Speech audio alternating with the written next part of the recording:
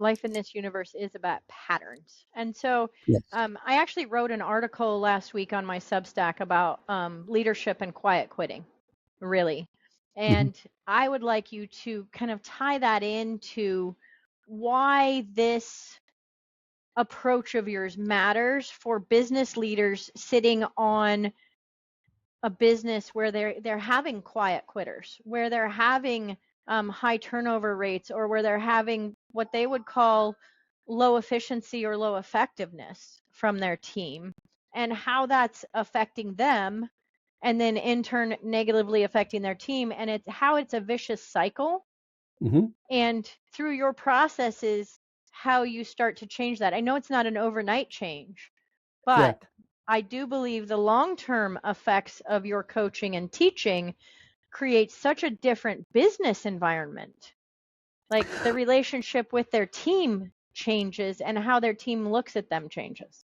Yeah. Well, a lot of times in business, again, we get this false idea that it's all about systems. It's all about, a lot of cognitive, intellectual expertise and management and planning and all that.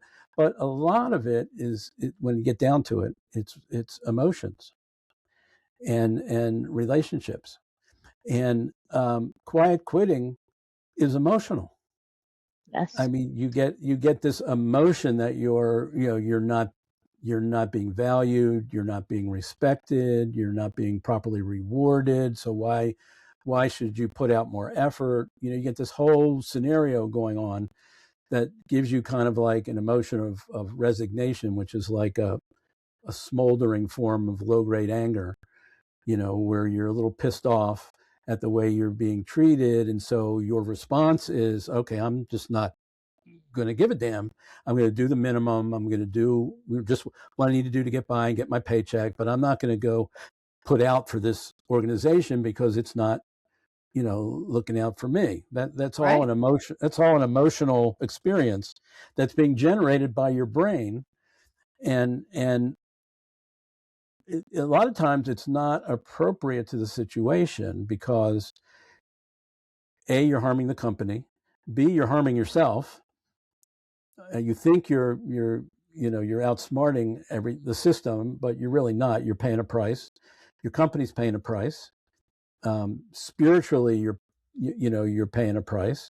Right. You're, and all these things that your brain is not letting you acknowledge is keeping you in that rut where you think you end up thinking and feeling, well, this is a good strategy. This is a good thing to do. I'm going to win with this strategy. Well, usually you don't. Everybody Right. loses with those strategies. And a lot of times companies are not designed to, deal with emotional issues. I mean, they'll shunt people off to employee assistance, Right. like that's going to fix things. But it's Right. really much deeper. It's much deeper than that. Absolutely. And Yeah. so, what does chronic anger or unaddressed stress, whether you're a team member or a leader, what does it actually cost you as a person in your health, and in even the way that you operate your life from day to day? What is the trickle down effect? Oh, it's enormous. I mean, when you really stop and think about it, almost every domain of life that's important for human beings can be negatively impacted by chronic anger, chronic stress, uh, any kind of chronic emotional, difficulty that goes on and on and on. You just, in terms of your ability to focus, in terms of your health. I mean, as a doctor, like I say, I saw lots of consequences of people who are under chronic stress or under chronic anger for many, many years, and eventually their bodies break down faster and in different ways. Your relationships, divorces, estrangements, kids not talking to you, those are bad. Legal consequences, road Yeah. rage, accidents, homicides. It's like,